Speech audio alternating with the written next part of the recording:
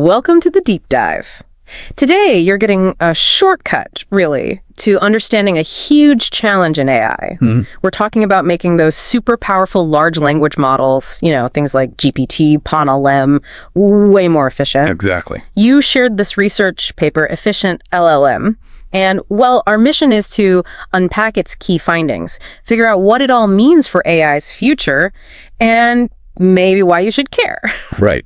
Because you've probably heard about what these models can do, right? Amazing stuff. Oh, absolutely. But the sheer compute power, the cost behind them, that often gets glossed over.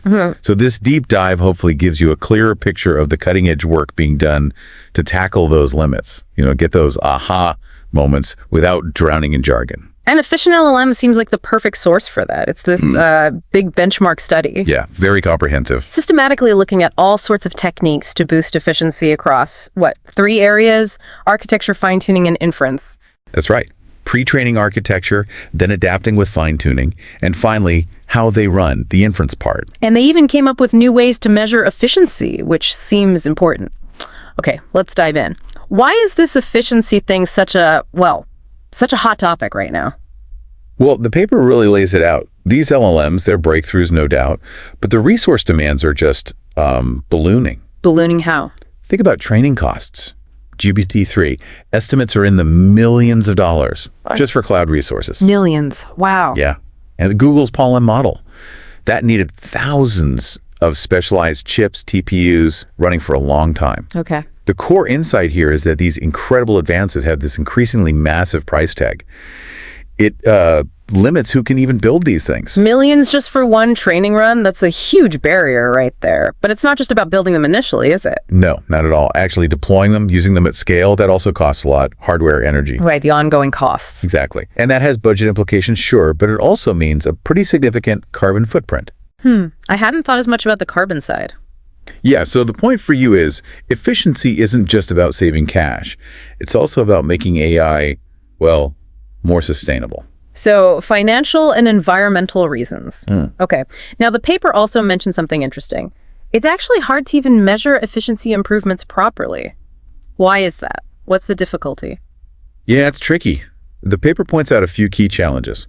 First, just running the experiments to test efficiency is computationally expensive itself. Right. Testing efficiency costs resources too. Makes sense. Second, there aren't really universal metrics, like one single number that captures everything: memory, speed, energy, compute. It's multifaceted. Okay. Third, all these different efficiency tricks, they interact in really complex ways. So isolating the effect of just one change is hard. And finally, reproducibility. Making sure results hold up across different hardware, different software setups, that's always a challenge in research. Yeah, it's messy. Pretty much. And that's what the EfficientLLM benchmark tries to address. Bring some systematic comparison, some clarity. Okay, it sounds needed. So let's get into their main findings. One of the first big ones they mention is this no free lunch idea for LLM efficiency. What's that about? Right, the no free lunch. The key insight there is you can't have it all. You can't optimize every aspect of efficiency at the same time. It's not like one magic dial you turn for more efficient. It's more like a multi-objective optimization problem. You gain something here, you often lose something there. Like a trade-off. Exactly. It validates that old no free lunch theorem, but specifically in the LLM world, EfficientLLM gives actual data showing these trade-offs. Okay, trade-offs. Can you give us a concrete example from the paper? How does this play out? Sure. Let's take post-training in-for quantization. Okay, in-for quantization, what's the trade-off there? So this technique drastically cuts down the memory needed and the energy used when the model is running. The paper says up to 3.9 times reduction. Right. Pretty huge. Wow, nearly 4x. That's significant. But what's the catch? The catch is it can lead to a small drop in performance. Accuracy might dip by, say, 3 to 5%. Whoa, okay. So the trade-off is massive resource savings versus a potentially minor hit to how well the model performs its task. Depending on what you need it for, that might be a great deal. Right. Smaller, faster, greener, but maybe slightly less accurate. I get it. What's another example of this kind of balancing act? Another good one is mixture of experts, or MOE. MOE, right. Heard of that. The paper found MOE can really boost performance, especially for the really big models. Makes them better. But there's always a but, isn't there? Well, yes. The cost is higher memory use and more computation needed. They measured about 40% more VRAM compared to a standard or dense model with the same number of active parameters. 40% more memory. Okay, so better performance, but it needs more powerful hardware, essentially. Exactly. It really drives home that point. Yeah. Efficiency isn't about one perfect solution. It's about making smart choices based on what you actually need, what your constraints are. Definitely. Okay, so moving on. The paper looks closely at attention mechanisms, the core of the transformer. Standard attention can be slow, right? Especially with long texts. Oh yeah, that quadratic complexity, OL squared, is a major bottleneck for long sequences. So what did they find when they looked at more efficient attention types? This is where it gets really interesting, actually. They benchmarked several alternatives: multi-query attention, MQA, grouped query attention, GQA, multi-head latent attention, MLA, and something called native sparse attention, NSA. Wow, okay. Lots of acronyms there. Yeah.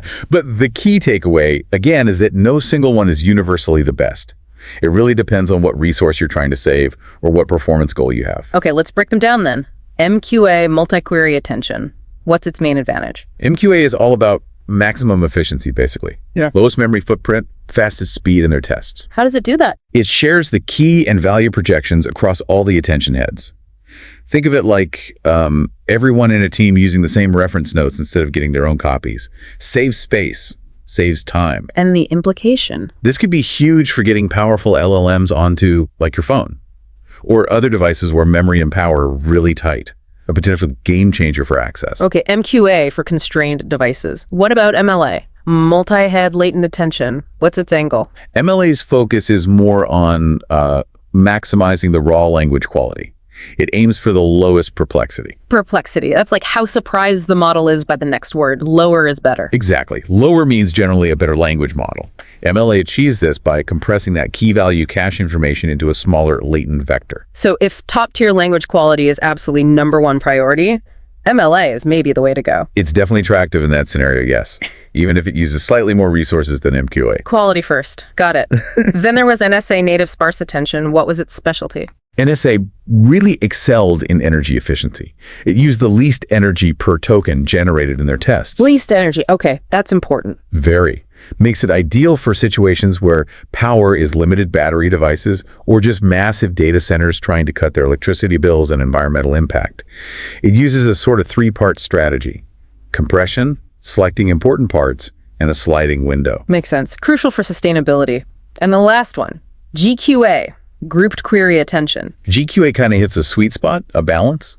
The benchmark showed it had the lowest latency, so fastest response time, specifically at the 1.5 billion parameter scale they tested. How does it achieve that balance? It groups the query heads together, and those groups share key and value pairs. It's a compromise, really, between MQA's extreme sharing and standard attention's full independence. Offers a good blend, particularly for those mid-sized models. Okay, so really no single winner, just different tools for different jobs depending on whether you prioritize memory, speed, quality, or energy. Precisely. It depends entirely on the bottleneck you're facing. Fascinating. Okay, moving on from attention. LLMs need to understand word order, right? That's positional encoding. The paper looked at different ways to do that efficiently, too. Absolutely. Positional encoding is fundamental. Without it, the model just sees a bag of words, no order.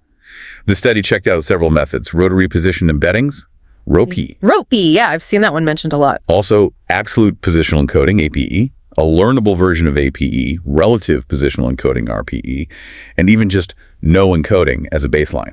And how did they perform? Any standouts? Well, ROPE consistently gave the best balance between that language, quality, metric, complexity, and overall performance. Okay, the balanced option again. How does ROPE work, in simple terms? It sort of mathematically rotates the word representations based on their position. It helps the model grasp sequences without adding extra parameters. There's some cool recent work suggesting its high-frequency parts handle the precise ordering, while lower frequencies carry more meaning. And people are working on extensions like XPOS and 3D RPE to help it handle really long sequences better. So ROPE seems like a solid, reliable choice. What about pure efficiency? Did anything beat it on just raw metrics like memory or speed? Yes, actually. Relative positional encoding, RPE, was the star performer on the efficiency metrics. Really? How so? Lowest memory use, lowest latency, least energy, highest throughput. It focuses on the relationships between pairs of words based on their distance apart. Some frameworks use clever indexing to help it generalize better to longer texts than it saw during training. So if raw efficiency is the absolute top priority, RPE is maybe the one to look at. It looks very promising from that perspective based on their results. Interesting. ROP for balance, RPE for pure efficiency. It's amazing how many different mathematical approaches people are trying for this core problem. Okay, we touched on mixture of experts, MOE, earlier. The paper digs deeper into this idea of sparse modeling. Can you recap the concept and its efficiency implications? Sure. The basic idea of MOE is specialization. Instead of the whole model processing everything, you have different chunks, the experts, that specialize. For any given input, only a few relevant experts get activated. Right, activating only part of the model. Exactly. And EfficientLLM confirmed this boosts performance significantly, especially on those huge models. But like we said, the trade-off is needing more resources, that 40% extra VRAM they saw. So higher performance, but at a higher resource cost. That's the key insight. And are there ways to make MOE itself more efficient or better? The paper mentions some related ideas. Yeah, people are definitely working on refining MOE. Things like multi-head MOE, where you process parts of the input in parallel across experts. Adaptive gating, which is about dynamically deciding which expert gets what input. Even mixture of depths, varying how much computation happens. Okay. And on the practical side, stuff like scatter MO improves how efficiently MOE runs on the actual hardware, the GPUs. Plus, how you route the information per word or per sequence affects how the experts specialize. It's an active research area. Seems like MOE is powerful for scaling, but managing the resources is the puzzle. Okay, now for something completely different. The paper looked at attention-free models. That sounds fundamental. It really is a different paradigm. The goal is to get transformer-level performance, but with complexity that scales better, maybe linearly, with sequence length, instead of quadratically like attention. Why? What's the benefit? Handling much longer sequences becomes feasible, and inference can potentially be faster. The paper looked at state space models like Mamba, linear attention like Pythia, and recurrent networks like RWKV, comparing them to a standard transformer. And how did these attention-free approaches compare? Efficiency, performance? Mamba really stood out on the efficiency front. Lower memory, lower energy, and it had the lowest latency at the 1.5B parameter size. They even reported it generating text 5 times faster than a transformer. 5 times as a performance. Ah, yes, the trade-off again. Its language quality scores, the perplexity, were a bit worse than the transformer baseline. RWKV showed some moderate efficiency gains. Pythia had decent speed but lagged more on quality. So the takeaway is, attention-free models have really attractive efficiency benefits, especially if resources are tight. But right now, transformers still seem to deliver the best quality when that's the absolute priority. Another trade-off, speed and efficiency versus top-tier quality. Seems like a recurring theme. Okay, we've talked a lot about the model architecture. What about training and tuning? The paper mentions parameter-efficient fine-tuning, PEFT. Why is PEFT important for efficiency? PEFT is super important. You have these giant pre-trained models, right? You don't want to retrain the whole multi-billion parameter thing from scratch just to adapt it to your specific task. That'd be incredibly expensive. Right. PEFT methods let you adapt the model by only updating a small fraction of the parameters or adding some small new ones. It's about getting good task performance with way less compute overhead during the tuning phase. Think of it like precision adjustments, not a full rebuild. Makes sense. So the paper compared different PFT methods, LoRa, RS-LoRa, others. What did they find there? Yeah, they compared several. LoRa, RS-LoRa, DORA, PISA, and also just freezing some layers. They tested these across different model sizes. And the efficiency results? It depended on the model size, actually. For smaller models, 1 to 3 billion parameters, something called LoRa Plus, consistently gave the best performance, lowest loss. Okay. But for larger models, like a 14 billion parameter one, RS-LoRa was more efficient, lower latency, less energy used during fine-tuning. Interesting. And they also found that just freezing the early layers could be best if raw speed during inference is your absolute priority, though maybe you sacrifice a tiny bit of accuracy. Full fine-tuning. It showed diminishing returns for efficiency on the biggest models. So again, the best PFT method depends on the model size and what you care about most: final performance, tuning speed, inference speed. Exactly. It's about picking the right tool based on your specific needs and constraints. Right. Okay, so models are trained, maybe fine-tuned. Now they need to be used inference time. The paper looked at bit-width quantization for inference efficiency. What's that, and what did they find? Quantization, basically, is using fewer bits to represent the model's weights. Instead of, say, 16-bit floating point numbers, you might use 4-bit integers. Why do that? It massively reduces the model's memory footprint, takes up less space, and it can speed up the actual calculations on hardware that supports these lower precisions. And the impact? EfficientLLM found that this post-training inferior quantization, doing it after training, could cut memory and energy use by up to 3.9 times. Wow, same number as before. Huge savings. Yeah, and usually with only a modest performance hit, maybe 3-5%, similar to what we discussed earlier. So it's a very practical technique for cutting deployment costs and speeding things up. Makes a lot of sense for real-world deployment. Okay, now AI isn't just text anymore. Vision, multimodal. Did EfficientLLM look at whether these efficiency ideas apply to image models, vision language models? They did, yeah. That was a key part of the work. They extended the benchmark to include vision models like Stable Diffusion and vision language models like LLMs. Do the same tricks work for images? Largely, yes. They tested those efficient attention types, MOE, PEFT methods on these visual models. The goal was to see if text optimizations translate. What were the findings? Pretty positive, actually. Many of the strategies do carry over. Efficient attention like MQA helped with memory and speed in image generation. MLA actually improved the quality of the generated images, measured by FID score. Interesting. MOE also improved image quality, but again, with that trade-off of needing more resources. Okay. And the PEF2 methods showed similar patterns of varying efficiency performance trade-offs when applied to vision language tasks, like answering questions about an image. The fact they could benchmark this consistently across modalities is really valuable. That's great to hear. It suggests these efficiency principles are quite fundamental. So finally, the paper looks ahead. Open challenges, future directions. What are the big unsolved problems here? Well, there are quite a few. One big one is developing better scaling laws that don't just predict performance, but balance multiple objectives. Latency, memory, energy, even carbon footprint. How do all those scale together?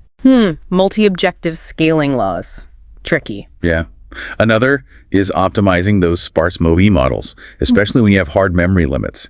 We need better theory, smarter routing algorithms. Right. Also, further improving those non-transformer backbones like Mamba and RWKV. We need standard benchmarks, better optimizers specifically for them. Keep pushing the alternatives. Exactly. And finally, hardware. We use all sorts of different chips now. Figuring out how to train efficiently across diverse, heterogeneous hardware clusters is a big engineering and research challenge. It definitely sounds like there's still plenty of work to do, even with all this progress. Oh, absolutely. It's moving incredibly fast, but the challenges are still significant. EfficientLM gives us a great map of where we are and where we might go next. Well, this has been incredibly illuminating, a really helpful deep dive into efficient LLMs. For you listening, hopefully you now have a clear grasp on all these different ways researchers are trying to make AI more practical, more accessible. The big takeaways for me are, well, first, efficiency isn't just one thing, right? It's this complex balance. Definitely. Memory, speed, energy, quality. And second, the best approach really hinges on your specific situation. What are you building? What resources do you have? There's no single magic bullet. Exactly right. And thinking about that, it leads to a pretty provocative thought, doesn't it? Oh, what's that? Well, with all this rapid progress and efficiency, are we maybe heading towards a future where incredibly powerful AI models can run right here on our personal devices? Locally. Yeah, locally, using minimal energy. Imagine what that could unlock. Truly personalized AI, always available, completely private maybe. Is that future closer than we think? That is a compelling vision. Powerful AI, untethered from the cloud, running efficiently everywhere. Something to chew on. And if you do want to chew on the details, the EfficientLLM paper itself is obviously the place to go. Absolutely. It's dense, but packed with data if you want to dig into specific comparisons. For sure. This field changes so fast, staying curious is key. Thanks for joining us on this deep dive.